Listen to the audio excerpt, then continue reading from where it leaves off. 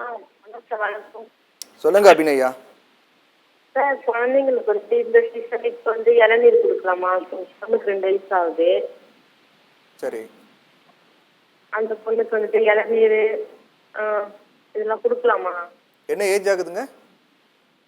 2 வயசு தான் ஆகுது. பையனுக்கு 9 வயசு ஆகுது. இந்த பசங்களுக்கு கொடுக்கலாமா? 2 வயசு ஆகுதுங்களா? ஆமா. சரி மேடம், குழந்தைங்களுக்கு 2 வயசு ஆகுதா? இளநீர் அந்த மாதிரி நீர் ஆகாரம் நிறைய கொடுக்கலாமா அப்படின்னு கேட்குறாங்க.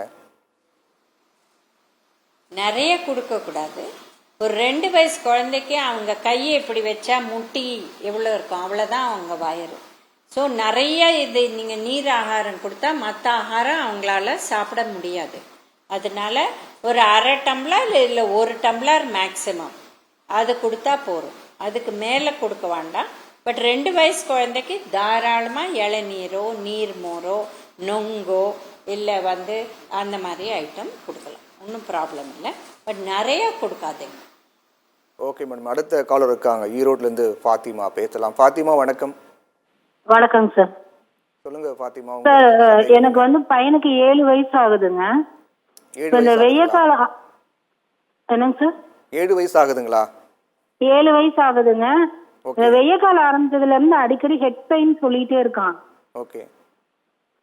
அடிக்கடி சொல்லிட்டே இருக்கான். அதுக்கு என்ன நம்ம உணவு கொடுக்கலாம், எதை தவிர்க்கலாம், அந்த பெயின் வராம இருக்கிறதுக்கு என்ன பண்ணணும்னு எனக்கு தெரியல. என்ன பெயின்? தலைவலி தான். Okay okay. அடிக்கடி தலைவலிக்குதுமான்னு தான் சொல்றான். சரி மேடம், அதுக்கான பதில் என்ன மேடம்? நிறைய தண்ணி குடிக்கிறாங்களா?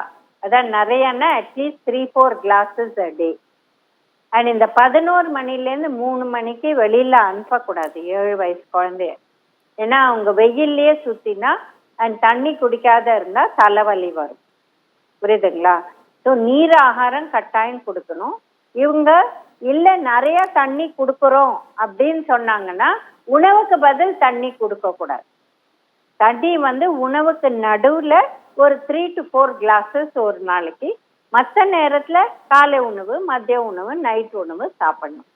இதை தவிர பால் ஒரு 7 வயசு குழந்தைக்கு 2 டம்ளராவது பாலோ தயிரோ அந்த மாதிரி ஐட்டம் டெஃபினட்டாக கொடுக்கணும்.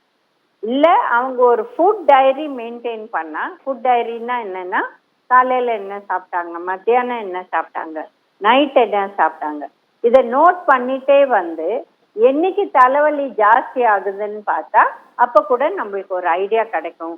தண்ணி குடிக்காததுனால வந்ததா, இல்லை வேற ஐட்டம் சாப்பிடாத விட்டுட்டாங்க அதனால வந்ததா அப்படின்னு கண்டுபிடிக்கும்.